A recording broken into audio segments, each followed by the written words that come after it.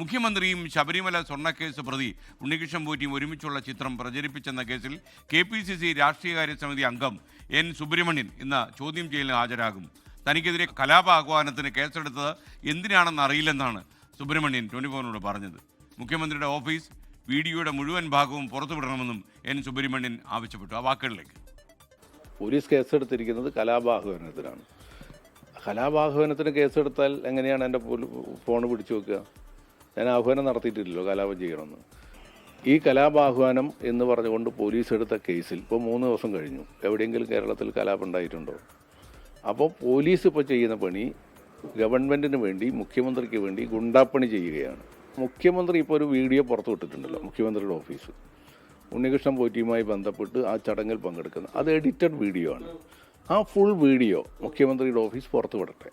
ആ full video പുറത്തു വിട്ടാൽ ഞാൻ പങ്കുവെച്ച പടം അതിനകത്തുണ്ടാവും. നിഖിൽ പ്രവേശ് കോഴിക്കോട് നിന്ന് വിവരങ്ങളുമായി ചേരുന്നു. പറയൂ നിഖിൽ. Good morning. ഇന്നിപ്പോൾ ഈ ഉണ്ണികൃഷ്ണൻ പോറ്റിയുടെയും മുഖ്യമന്ത്രിയുടെയും ചിത്രം പങ്കുവച്ച കേസിൽ N. സുബ്രഹ്മണ്യൻ ഇപ്പോൾ ചേവായൂർ പോലീസിന് മുന്നിൽ ഹാജരാകാൻ പോവുകയാണ്. 10 മണിക്ക് അദ്ദേഹം പോലീസ് സ്റ്റേഷനിലെത്തും. അദ്ദേഹം പറയുന്നത് തനിക്ക് ചില കാര്യങ്ങളിൽ വ്യക്തത കൈവരേണ്ടതുണ്ട്. അതിൽ ഏറ്റവും പ്രധാനപ്പെട്ടത് എന്തിനാണ് തനിക്കെതിരെ കലാപാഹ്വാന പ്രകാരം കേസെടുത്തത്.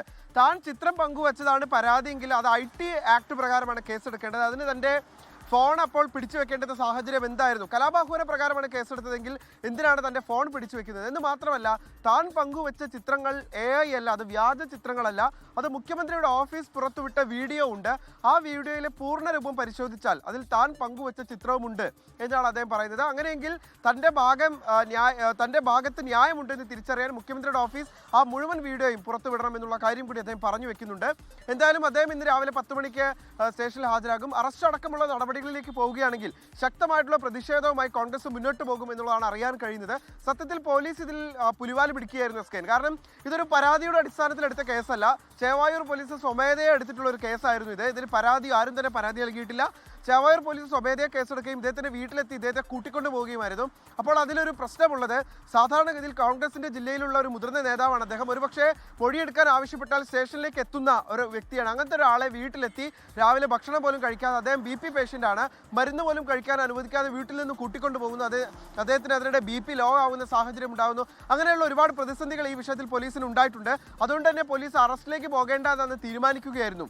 എന്തായാലും ഇന്നിപ്പോൾ അദ്ദേഹം ചോദ്യം ചെയ്യലിന് ഹാജരാകും. അദ്ദേഹം പറയുന്നത് സർക്കാരിന് വേണ്ടി ഒരു ഗുണ്ടാപ്പണി എടുക്കുകയാണ് പോലീസുകാർ. സർക്കാർ ആളുകളെ ചൂണ്ടിക്കാണിക്കുന്നു, അവരെ പോയി അറസ്റ്റ് ചെയ്യുന്നു, അവർക്കെതിരെ നടപടിയെടുക്കുന്നു. അത്തരത്തിലുള്ള ഒരു സമീപനത്തിലേക്ക് പോലീസ് പോവുകയാണ്. അപ്പോൾ ഇക്കാര്യത്തിൽ തനിക്ക് കൂടി ചില വ്യക്തതകൾ തേടേണ്ടതുണ്ട്. എന്തിനാണ് തനിക്കെതിരെ കലാപാഹ്വാന പ്രകാരം കേസെടുത്തത് തുടങ്ങിയ കാര്യങ്ങളിൽ വ്യക്തത വേണമെന്ന് അദ്ദേഹം പറയുകയാണ്. മറ്റൊരു പ്രധാനപ്പെട്ട കാര്യം, ഈ ചിത്രം പങ്കുവച്ചത് തന്റെ സഹായിയാണ് എന്ന് അദ്ദേഹം മൊഴിയിൽ പറഞ്ഞിരുന്നു. എന്നാൽ തന്റെ അറിവോട് കൂടിയിട്ടായിരുന്നില്ല ആ ചിത്രം പങ്കുവച്ചത്. അതുകൊണ്ടാണ് അത് പിൻവലിക്കാൻ പറഞ്ഞത്. എന്നാലും ആ ചിത്രം വ്യാജമാണ് എന്ന് ഇപ്പോഴും കരുതുന്നില്ല എന്നുകൂടി N. സുബ്രഹ്മണ്യൻ അല്പസമയം മുൻപ് നമ്മളോട് വ്യക്തമാക്കുകയുണ്ടായി.